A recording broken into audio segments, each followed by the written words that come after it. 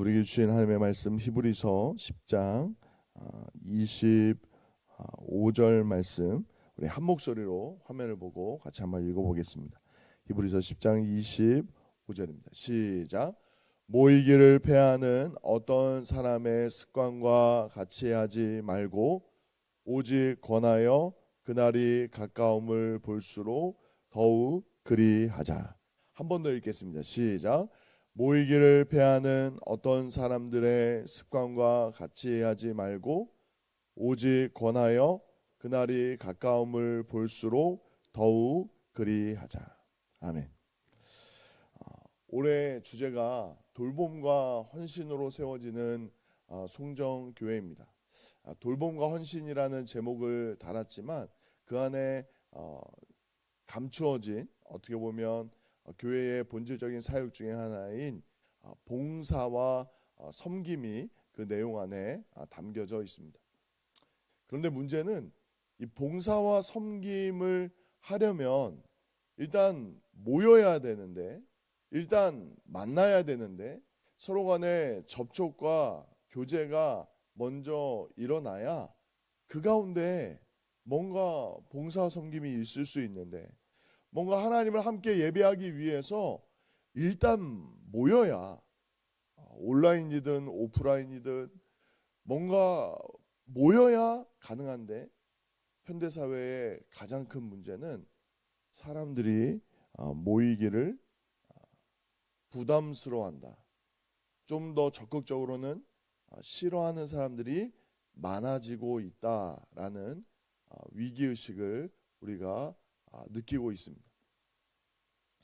지난 코로나19 이 팬데믹 이후에 혼자 신앙생활을 하는 것이 더 안전하고 편하다라는 인식이 우리 가운데 점점 스며들고 있습니다. 내가 매일 성경 읽고 내가 매일 기도하고 또 하나님 앞에 경건하게 예배를 드리면 됐지, 왜 내가 익숙하지도 않고 또 상처를 받아가면서 언제 어떻게 터질지 모를 갈등의 위험성을 안고 신앙생활을 해야 할까? 또 많은 경우에 교회에서 한 교회에서 오랫동안 평생을 신앙생활 하신 분들도 계시지만 여러 가지 이유로 교회에서 힘들고 어려운 일들 때문에 교회를 쓰라린 가슴을 안고 교회를 옮겨야 했던 분들도 얼마나 많은지 모릅니다. 정말 다시 한번 용기를 내어서 교회를 등록했는데 등록한 교회에서도 여전히 또 부딪히는 일들을 경험할 때 교회의 한계를 느끼는 분들도 있습니다. 교회의 한계만 느끼는 것이 아니라 신앙생활의 한계를 느끼는 거죠. 신앙생활이 이렇게 힘든가? 하나님은 사랑의 하나님이라고 말씀하고 예수님은 십자가에서 죽기까지 우리를 사랑하셨다라고 말씀하고 성령님이 우리 가운데 역사하신다라고 이야기하는데 왜 이렇게 교회에서의 신앙생활은 쉽지 않는가라고 생각하는 분들이 많아지고 있습니다. 그런데 우리는 우리의 경험과 우리의 삶의 자리만 가지고 신앙생활을 하는 것이 아니라 우리의 삶과 신앙의 기준과 방향은 살아계신 하나님의 말씀이 우리에게 말씀하여 주는 줄 믿으시기 바랍니다. 내가 경험하는 것, 내가 체험한 것, 내가 눈으로 보고 몸으로 느낀 것만이 진리라고 여기는 이 세상 속에서 우리의 경험과 우리의 지식과 우리의 이성을 뛰어넘는 살아계신 하나님의 말씀이 우리를 도전하는 그 말씀에 먼저 귀를 기울이고 순종하며 나아갈 수 있는 저와 여러분이 되시기를 예수님의 이름으로 축원드립니다. 때로는 상처받을 수 있습니다.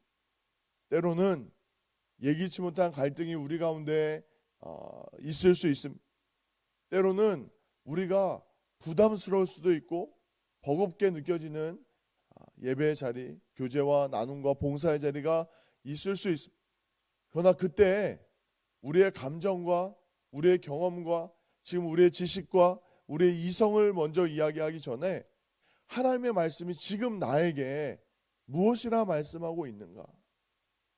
비록 치열한 전쟁터와 같은 우리의 신앙생활과 삶 속에서 정말 모이기를 꺼려하고 피하고 싶어하는 이 세태 속에서 정말 하나님의 말씀, 하나님이 정말 원하시는 게 무엇인가? 라는 질문을 한 번 더 해보고 우리가 다시 그 말씀의 자리로 나아갈 수 있는, 순종의 자리로 나아갈 수 있는 은혜가 있기를 예수님의 이름으로 축원드립니다. 오늘 본문 히브리서 10장 25절은 우리가 모여야 되는 그 목적과 이유를 명확하게 밝히고 있습니다. 그런 의미에서 제가 오늘 본문 말씀 한 번 더 읽겠습니다. 모이기를 패하는 어떤 사람들의 습관과 같이 하지 말고 오직 권하여 그날이 가까움을 볼수록 더욱 그리하자.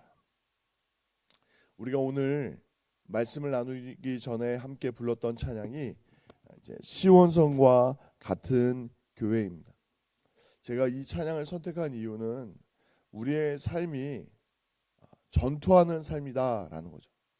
우리 예수님 이 땅에 오심으로 말미암아 하나님의 나라를 선포하셨고 그 하나님의 나라가 우리 예수님 다시 오시는 그날까지 우리는 전투하는 교회로서 하나님의 나라와 영광을 위해서 끊임없이 싸워 나가야 되는 믿음의 군사, 그리스도의 군사들로 부르심을 받았습니다.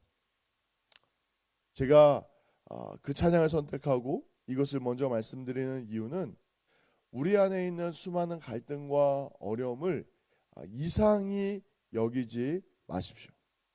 교회 안에서 겪게 되는 갈등과 상처에 대한 여러 가지 설명이 우리가 불완전한 사람들이 함께 모여서 신앙생활을 하기 때문에 여전히 그런 갈등이 있을 수밖에 없다. 또는 우리가 공사하는 교회다. 아직 완성된 교회가 아니라 완성된 그리스도의 몸이 아니라 우리가 함께 지어져 가는, 세워져 가는 교회이기 때문에 소리가 날 수도 있고 분진이 날 수도 있고 상처와 아픔이 있을 수 있다. 어긋맞을 때도 있고 다시 조정해야 되고 정말 하나님의 말씀과 그 사랑 안에서 우리가 다시 한번 연합하기 위해서 애쓰고 수고하는 노력들이 필요하다라는 그런 표현들도 있지만 오늘 특별히 모이기를 우리가 해야 되는 이유가 무엇이냐면 우리가 싸우고 있단 말이죠. 군대 용어로 각계 전투로는 우리의 대적을 상대할 수가 없습니다. 앞서 설명드린 대로 우리가 혼자 말씀 읽고 혼자 기도하고 혼자 예배하는 것으로 이 땅을 살아갈 수 있을 것처럼 생각하지만 우리가 이 땅을 살아갈 때에 하나님의 나라와 영광을 위해서 한 걸음 한 걸음을 나아갈 때에 우리가 감당해야 될 그 영적 시련과 도전은 혼자 싸워서 감당할 수 있는 것이 아니다. 그럼에도 우리가 모이기를 힘들어하는 얼마나 많은 유혹들이 있는지 모릅니다. 개인적으로는 일이 바빠서 너무나 많은 바쁜 일정 속에서 또 건강상의 이유로 또 많은 사람들이 함께 시간을 맞추기가 어렵다라는 이런 유혹만 있는 것이 아니라 가장 큰 유혹은 무엇입니까?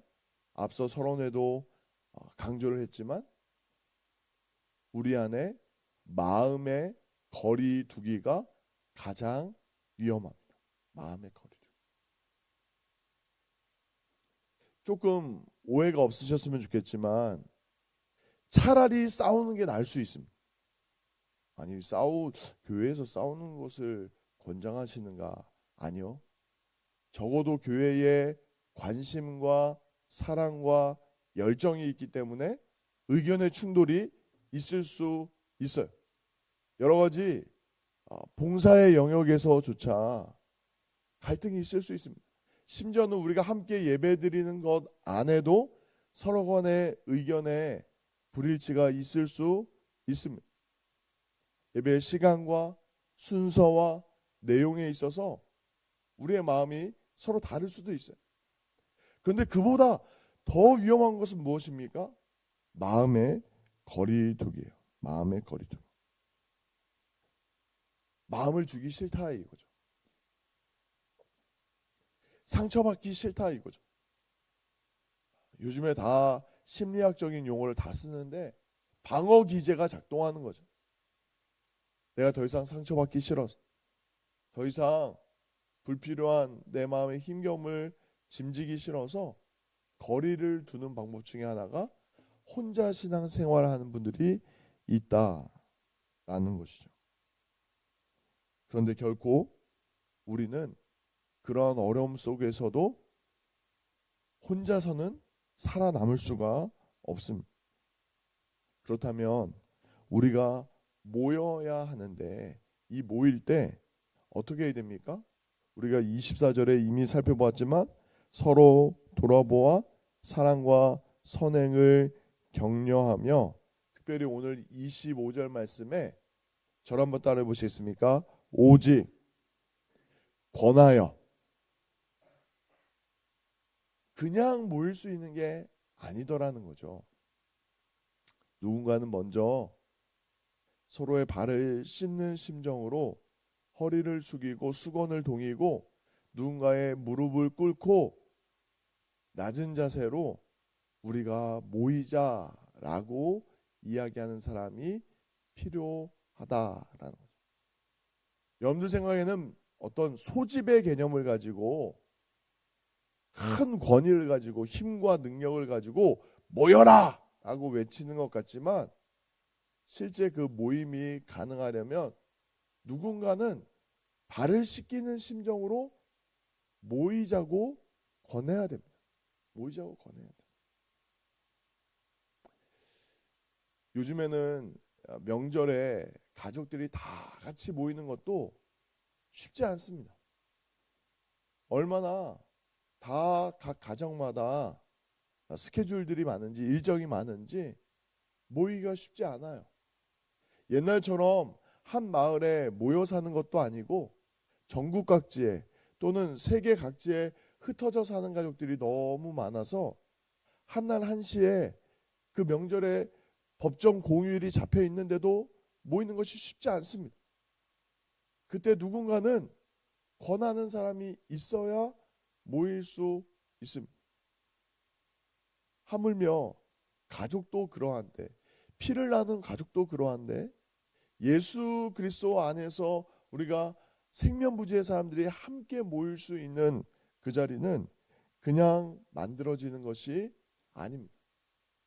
서로의 영혼을 세우고 회복시키는 과정을 위해서 누군가는 사랑의 수고로 권하는 일이 있어야 한다라는 거죠. 이 권함은 단지 몇 날 며칠 몇 시에 교회 꼭 나오시라고 하는 그런 권면이 아니라, 사실 그 안에는 더 깊은 의미가 있는데, 서로의 영적인 상태를 살피고 격려하는 것을 이 권면 안에 포함하고 있습니다. 누군가를 판단하고 평가한다는 의미가 아니라 서로가 이 험한 세상 살아가면서, 이 전투하는 세상 살아가면서 얼마나 지치고 고나여 있을까. 다 말 못할 가정의 문제와 삶의 미래에 대한 두려움으로 하루하루를 버겁게 견뎌내고 있을 터인데, 그들에게 진정한 위로가 살아계신 하나님으로부터 위로부터 임할 터인데, 우리가 그 은혜를 덧입기 위하여 함께 모여 예배하자, 함께 모여 사랑을 나누자라고 이야기할 때는 진정한 의미의 권면이 있어야 된다라는 것입니다. 그리고 마지막으로 우리가 모여야 되는 결정적인 이유는 다름 아닌 우리 예수님 다시 오시기 때문입니다. 교회는 그리스도의 공동체, 그리스도의 몸이라고 말씀을 드렸습니다. 그 이유는 무엇입니까? 우리 예수님, 우리를 구원하시기 위하여 이 땅에 오신 예수님이 우리를 영원한 하나님의 나라로 인도하시는 그날이 가까이 오고 있는 줄 믿습니다. 우리는 예수님 다시 오실 그날을 바라보며 예배하는 공동체입니다. 우리는 그 예수님이 다시 오실 그날을 향하여서 달려가는 이제 그 날을 바라보면서 끝까지 싸워 나가야 되는 그리스도의 군사들이라면 우리는 모여야 되고 또 서로를 권하며 세워줘야 되는 것입니다. 예수님이 다시 오시는 그날을 우리가 바라본다라는 그 의미 안에는 성경의 여러 가지 이야기 속에 종합할 수 있는 겸손을, 청지기 의식을 함께 담고 있습니다. 앞서 말씀드린 인생의 목적과 방향이 나의 만족과 나의 유익과 나의 개인적인 행복에 맞춰져 있다면, 그것이 우리가 신앙생활을 선택하는 근거와 기준이 된다면 우리는 개인적으로 얼마든지 신앙생활을 할 수 있습니다. 그러나 우리의 부르심은 나의 개인적인 하나님과 나와의 그 독대하는 삶만을 위해서 부르신 것이 아니라 우리 모두를 예수 그리스도 안에서 하나 되게 하신, 그 예수 그리스도 안에서 온전한 몸으로 부르신 그 하나님의 목적과 계획 안에서 우리가 함께 이 땅을 살아간다면 우리는 다시 오실 주님을 기다리며 더 열심히 모이고 사랑을 나누고 연합하는 공동체가 되어야 될 줄 믿습니다. 말씀을 정리하겠습니다. 우리가 단순히 어떤 세상적인 논리로 세상적인 가치와 방향성 속에서 교회가 더 많이 모이기 위한 하나의 수단과 방법으로 봉사와 사역을 논하는 것이 아닙니다. 하나님의 그 창조의 질서 안에서 우리는 사랑하며 나누도록 부르심을 받았을 뿐만 아니라 우리 예수님 다시 오실 그날을 바라보면서 오직 권하여 더 열심히 모여야만 합니다. 우리 혼자로서는 신앙생활을 지켜낼 수가 없습니다. 어제 함께 월요일에 우리가 함께 나눴던 것처럼 우리의 사랑의 불꽃이 식어져 가기 때문에 우리가 서로 간에 더 부대끼며 격려하는 일이 있어야 할 뿐만 아니라 오늘 함께 나눈 말씀처럼 우리가 전투하는 교회이기 때문에 결코 혼자 싸워서는 이겨낼 수 없는 이 사랑이 식어진 메마르고 험한 세상이기에 우리는 모여야 하고 또 모이기를 힘써야 하고 그 모임을 위한 권함이 서로의 영적 상태를 돌아보고 세워주는 사랑의 수고가 있어야 될 줄 믿습니다. 이 시간에 주신 말씀 가지고 함께 기도할 때에 하나님, 우리 안에 이 모이기를 패하는 어떤 사람들의 습관과 같이 하지 말고 오직 권하여 그날이 가까울수록, 우리 예수님이 다시 오실 그날이 가까울수록 더욱 힘쓸 수 있는 공동체가 되게 하여 주옵소서. 이 시간에 주신 말씀 가지고 함께 기도하기를 원합니다. 사랑하는 송정교회가 서로를 진정으로 격려하고 세우는 공동체가 되게 하여 주옵소서. 개인적인 신앙이 아니라 서로에게 힘이 되는, 권면이 되는 그런 신앙으로, 성숙한 신앙으로 성장하게 하여 주옵소서. 우리 예수님 다시 오실 그날을 바라보며 깨어있는 주의 성도들 되게 하여 주옵소서. 우리 주신 말씀 생각하면서 함께 주의 이름 부르며 통성으로 먼저